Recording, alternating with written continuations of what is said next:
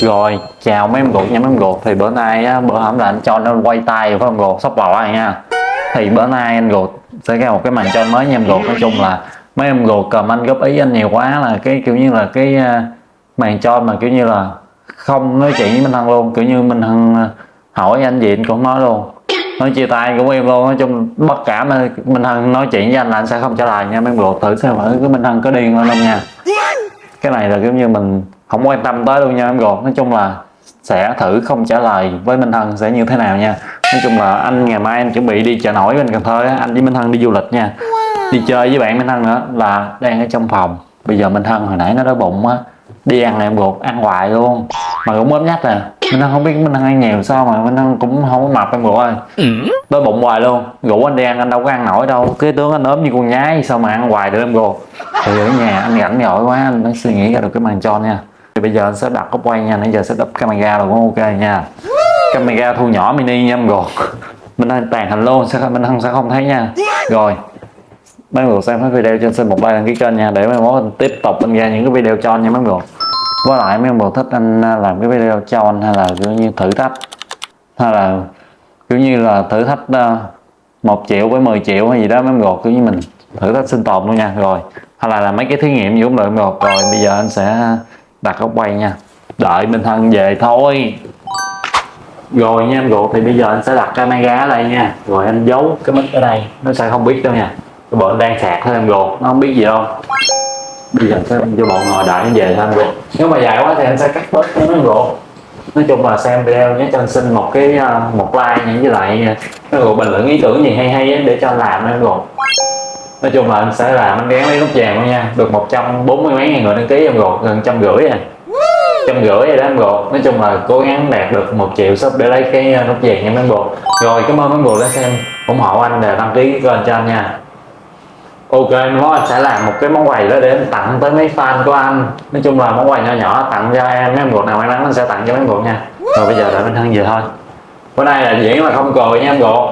Cái nét của anh là em ruột biết là anh diễn là không bao giờ cười, không bao giờ biết luôn. Ôi tay còn không biết mà. Rồi đó.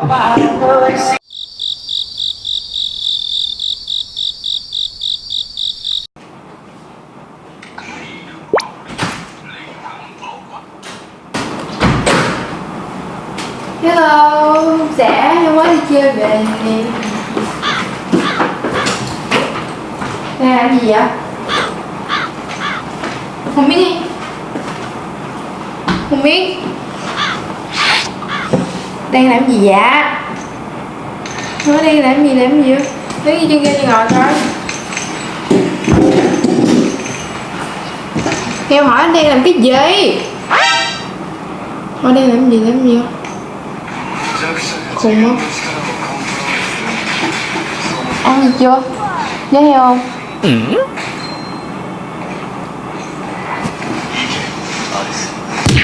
Hỏi trả lời không? Bữa nay hỏi không trả lời nữa hả?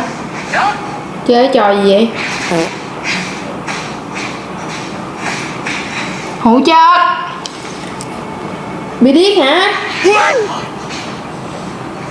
Làm gì trời?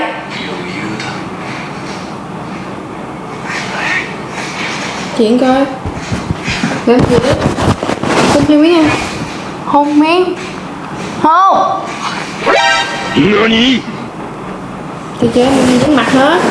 Hả? Nói chuyện không? Làm gì câm miệng vậy? Đâu phải con hớm đâu mà câm cái miệng đó.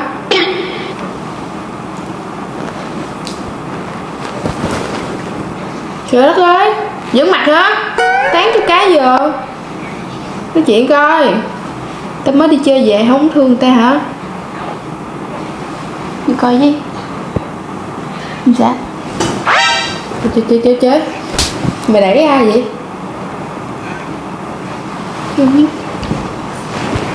Mày đẩy. Tao kêu mày trả lời tao chưa? Làm cái thái độ gì vậy hả? Hết thương tao phải không? Anh hết thương em đúng không? Anh mới chắc lưỡi hả? Anh mới chắc lưỡi với em hả? Bị điếc hay gì nó không nghe? Bị chơi.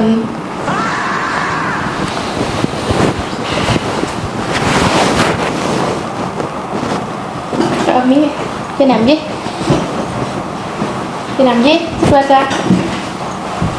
Sẽ đi không? Tức quá. Té bây giờ. Nhìn đây điện thoại bắt kìa. Kiểm tra điện thoại.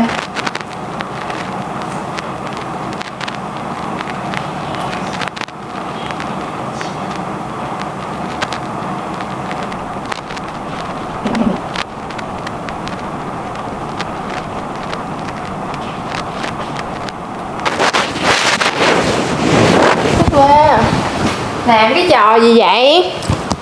Thì mơ đi chơi rồi đó. Làm cái mặt như một trụ một đống vậy.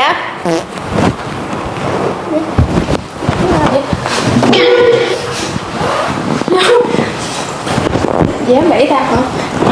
Dám đẩy tao hả? Sao mày dám đẩy tao hả? Mày dám đẩy tao tí hả? Cho coi coi. Chết mẹ. Chết số nào? Ủa? Đủ cái đầu vô cung. Thôi hỏi cho. Cái gì vậy? Ủa? Sao xỉu mà cái tay con bấm được vậy? Hấp dính. Có sao không? Mình để có sao không? Để xem coi đi, có sao không? Đụng nữa giờ. Làm cái gì vậy? Nặng. Té. Đụng cái đầu. Giờ.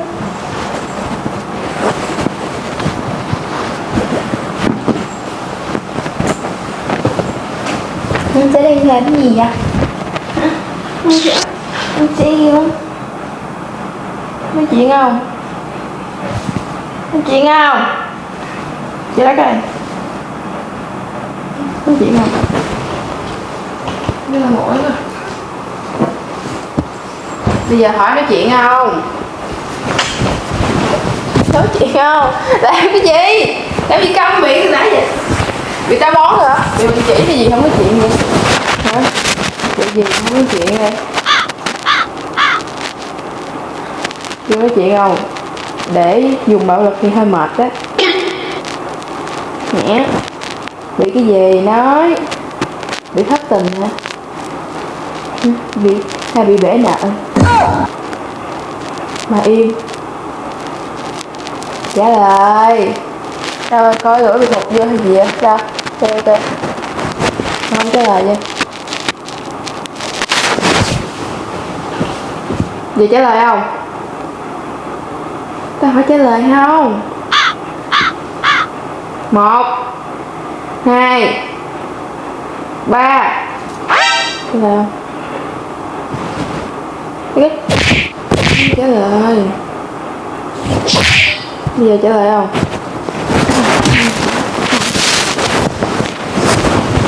Trả lời không? Bố tôi cái lóc của mình.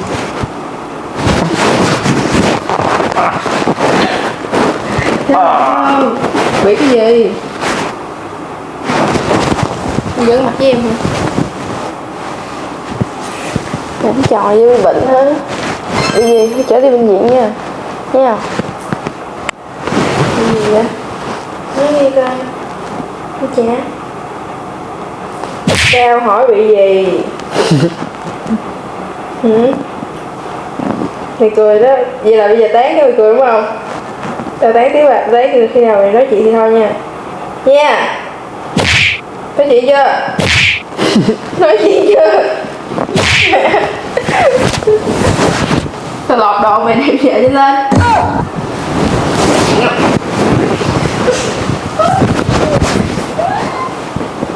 Chị nói chuyện có nói chuyện theo một bội đó nha.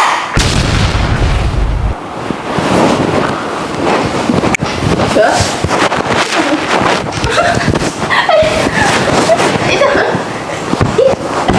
đánh nè.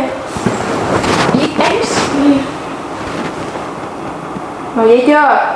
Giờ tao có nói chuyện nghe không?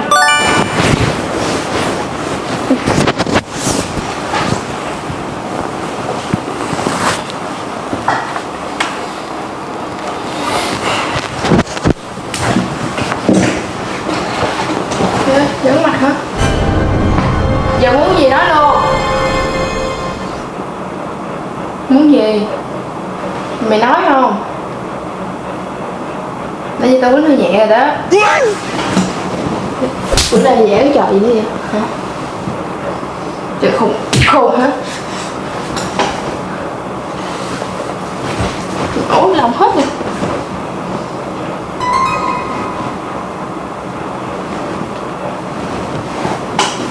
Giờ sao? Nói chuyện với tao hả? Nói chuyện không? Lẹ lên.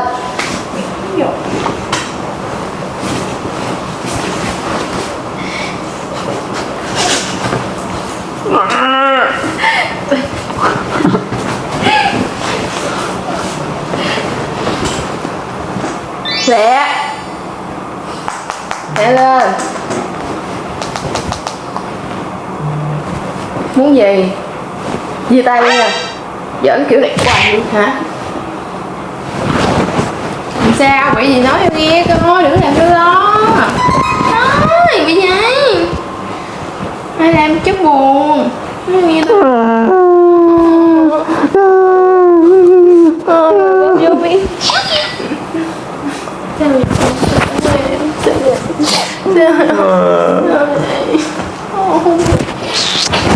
Sao vậy? Quý hả? Mày quý hả? Mày biết hả? Đẩy tao hả? Mày đẩy tao lại cái thôi.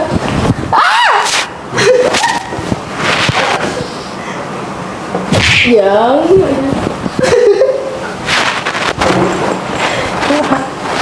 Giỡn hả? Lẹ chưa? Đi đâu? Đi đâu? Nói chuyện cho rõ ràng đi, không đi đâu đi. Đúng gì vậy chứ? Lẹ. Khùng nè. Nói cái gì? Nói chuyện không? Đây. Đây. Ê. Xạo. Xạo. Đây cái cõi của cái chân. Tôi đặt đâu? Tôi đói má. Tôi đói má. Đấy, đến đây không? Đến đây không? Tôi cắt nó luôn. Từ đây tôi cắt nó luôn. Cắt bỏ luôn. Được rồi đó, thấy đủ rồi đó nha. Mày dừng chuyện này chưa?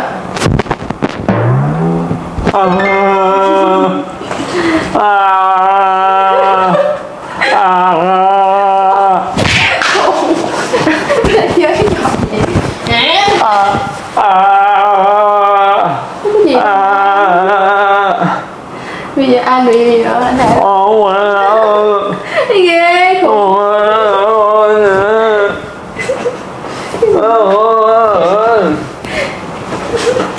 Không biết. Sao đi luôn cho mẹ đi. Cho mẹ đem được. Cái gì vậy?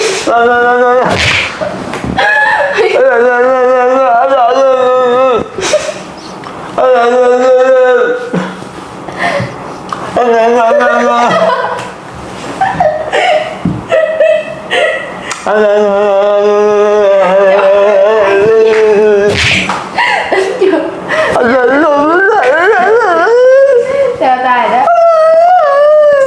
Chỉ có người ép tay.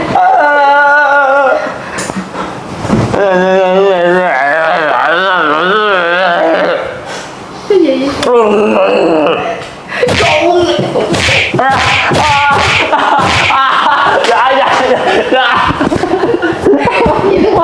giờ dở hả? Hả? Sao lần nào bay dùng bật lực? Thấy à? Con dở mà. Vừa. Rồi.